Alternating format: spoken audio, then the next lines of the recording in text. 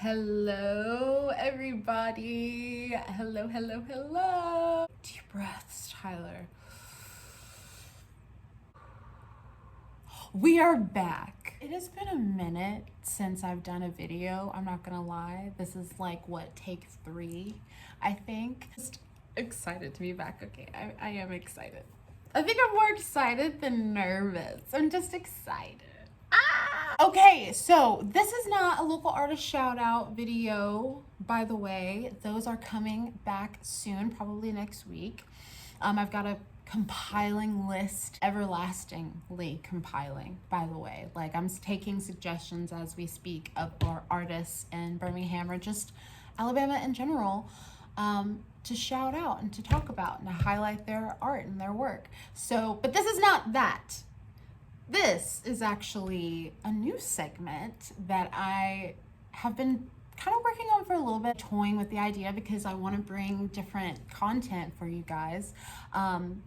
And this is what I've come across. And I think that you'll be kind of interested in it because I'm kind of interested in it. I think we're all a little bit familiar with art history. Maybe not everybody took an art history class, but there's some crazy stories out there about artists that you may know and some that you don't know that you are gonna wanna look up. So without further ado, this is the first episode, if you want to call, of crazy art history, crazy dark art history. I don't know what I want to call it yet because some of it's kind of dark.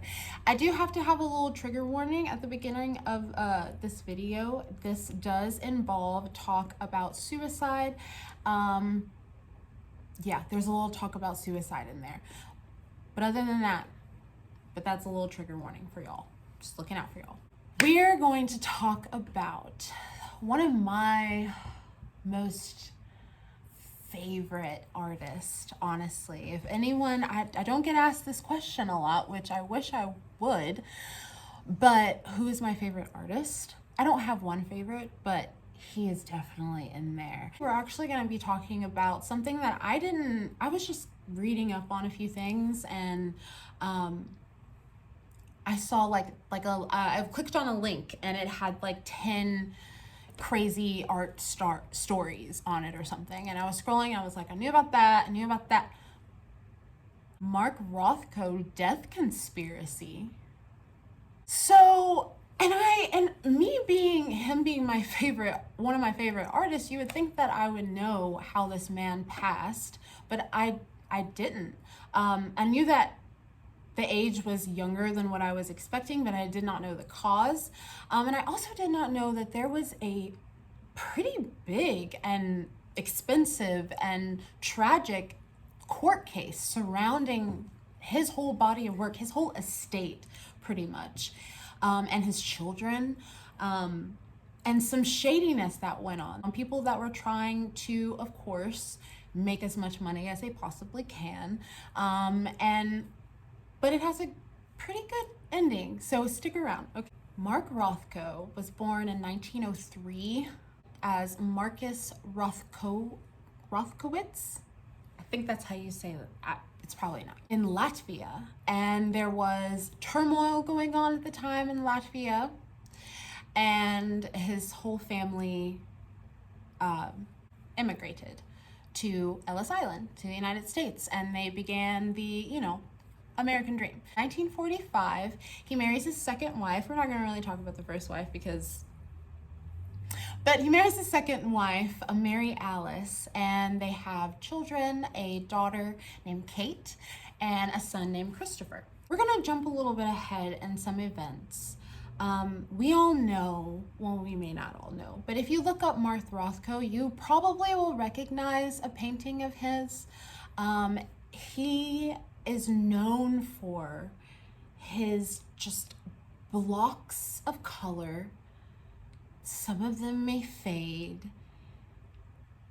contrasting things, but yet in his early works, pre-1957, I want to say, he would use like an orange, and these were massive, y'all. Like, these are not small. He did on a massive scale blocks of color, a warm orange and then on top this like soft pink palette, like block like this, and then it may have nothing at the bottom, and then there'll be a collection of them. So then next to it there'll be another huge canvas with like a block of orange, and then you've got that pink, and then you've got maybe like a yellow, like a slither of a yellow to contrast these blocks.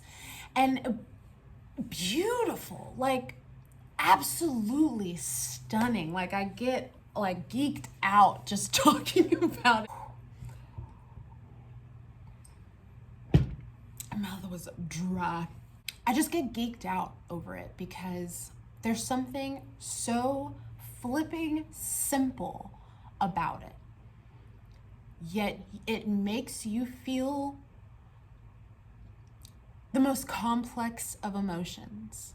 It can suggest complex emotions, and I love that. And a lot of people, especially around that time, this is also the time of the, what was his name, Lee Pollock guy, who did I'm pretty sure he did the expressionism. It was expressionism all over the place, you know what I mean? And people were soaking it in, and he became very popular, very wealthy, and he created so many bodies of works, and you'll find out at the, how many were on the table.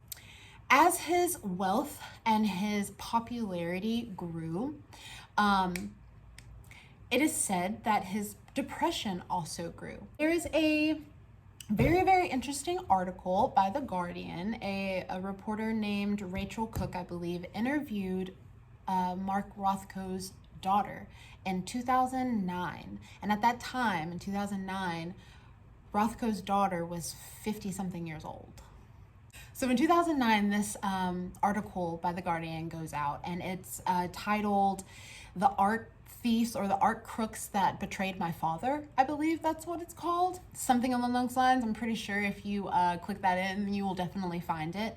And it's a beautiful article where Rachel is talking to Rothko's daughter, Kate, and she really kind of paints a personable picture of her father to the public in a way that we would never know and never understand. I never really understood Marc Rothko. I just knew that I loved his work. I never really understood him.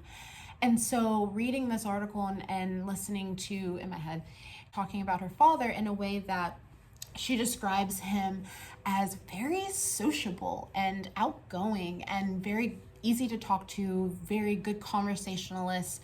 Communication was one of his most important things. He was always very communicative, if that's a word, which makes it all the more shocking that he committed suicide at the age of 66 in 1970 without writing a note or any words passing by that would indicate something. Kate also says that, yes, there was this side of him that was very sociable and easy to talk to. There was also a looming, just ever-present depression, to put it plainly. As his wealth grew, the depression grew, but also the influence of big money art grew as well. So it was around the 50s, late 40s, 50s, I believe the 50s, he started working with Marlborough. It sounds like the pack of cigarettes, but it's not spelled that way. Marlborough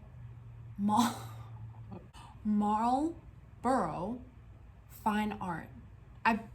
The basic understanding I get from this company is that they seem like they function like a company. They help artists sell their work across seas. That's what I get from it. It's still around today. So it's just a little click away. They were in charge of his estate, pretty much. And not only that, but they made plans for his artwork. They sold his artwork across seas. They had, all of these clients. They would set him up in different museums and high clientele places. And there was accruing a lot of money. They were accruing a lot of money. It seems as though that Marc felt that he was losing his agency. I think that was an air that he was getting. Maybe even his art can tell how he was feeling throughout the progression of his career, because there was a time when there were a lot of colors, and it didn't even have to be a lot of color, but just brightness and like curiousness to it. And then in his later works, as you get towards the 60s, it gets dark. And that can possibly be telling us more than what we think. So he commits suicide in, what did I say, 1970? It's curious that same day that he was found, which he was found, it wasn't too long, not too many hours after he had committed the act, but that same day, a representative from this fine arts was supposed to come and talk about, I think, some more paintings that he needed or something. They had like a contract or something. And so I find that curious.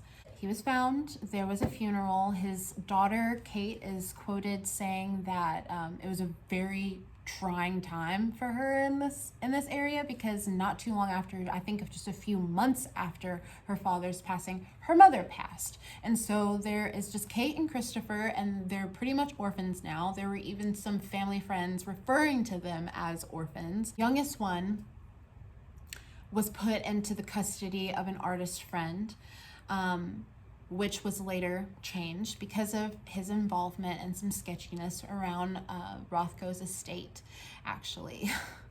So this is just, it said in the article that Kate had almost this kind of idea, this fantasy of when she was growing up, all throughout her growing up, of kind of this bohemian artist community around her.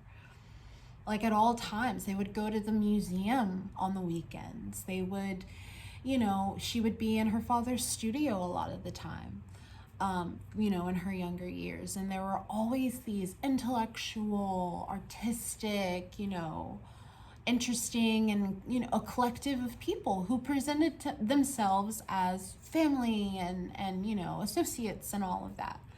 But at the time of her father's death, at his funeral, it was decked out with all of everybody was there, basically, at Marc Rothko's funeral. Everybody was there.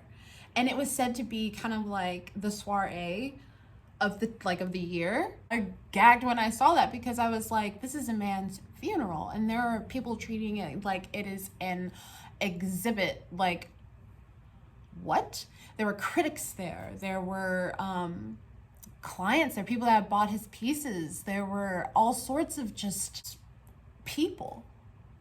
But at her mother's funeral, when they all knew her, there was like 10 people there. That's messed up, and that's very telling. But it kind of shattered her idea of all of these people, and not only the people, but just the community in that time. Just like, wow, everything is, another piece to you to analyze, and then to just. So what is on the table after the funeral, when it's time to basically get down to business, if you think about it? And that sucks to think about his work like that, but when you get down to business, what is on the table? What is everybody, trying to do with Rothko's work and with his estate? It is said that there were 798 paintings, fully done paintings, left. That is $32 million worth. And that might be in that time, which probably makes it even more today, worth of art. But Kate and her family decide to sue Marlborough Fine Art and all of his Marc Rothko's attorney, a painter, like the owner of this fine arts institution, this incorporation. I don't know what it is, but I feel like they do some sketchy stuff. They get sued. The family sues them because, as they should, that's their father. That's their father's stuff. They deserve it. And they were just going to waste pretty much all of his art. The plan, and it was cited of one of these guys, their plan, these Marlborough, it's not the cigarette, Tyler, like what? This fine arts company had this amazing plan to just waste Marc Rothko's assets, waste them down the drain. And by wasting, I mean selling them in bulk at like cut half prices to people who would probably just put them in storage and never hang them up or get traded around again and again or whatever. They didn't care when it was in the intent, the known intent of Marc Rothko himself, that he wanted his art to be stored and kept to be so that it can be continuously shown to the public. And a lot of these pieces that he had belonged together. They created them together. So he wanted his art to be shown, not sold for half the price to some billionaire to put it in a warehouse. And they were in the process of selling things, and they had already sold some pieces. So there was about a few hundred pieces that they couldn't get back. But in the end, they won. Kate and Christopher won. And it was seen by a judge that what this company was doing was seen as gross and overtly compromising. But I think that it's pretty cool that Kate and Christopher, Marc's children, were able to fight this big douchey company and say, I want my dad's things back. Okay. Run me my stuff. And they won. And they were young. Kate at this time was in her 20s. When this court battle and stuff was going on, she was in her 20s. And Christopher was a little bit younger than that. But in their older ages, Christopher took over the management of his father's estate. And I think that Kate went into some kind of awesome field, like biochemistry or something. I don't know, something really cool, and, had a life as well. So that is kind of like the gist of the whole court case surrounding the Rothko estate. 798 full-blown Rothko paintings. Wow. And I believe in 2009 there was a showing around that, because I think that was one of the reasons why there was an interview with his daughter, because in 2009 in England, I think, or something, they had a big old showing of it. I don't know. I think that Rothko has come back around in even more recent years in another museum, but I cannot remember, and don't quote me on that. But he was an amazing expressionist, and his art lives on forever and ever and ever. I think that 30, 50 years from now, they're gonna still be talking about Rothko. I have a little quote by Mr. Marc Rothko himself, and it's really beautiful. So, I am not interested in the relationship between form and color. The only thing I care about is the expression of basic human emotion: tragedy, ecstasy, destiny. Some people call him pretentious. I call him genius. So yeah, that's kind of wild. But I think that there was like a whole conspiracy tagged along to this, because a lot of people were bringing up just a lot of questions about,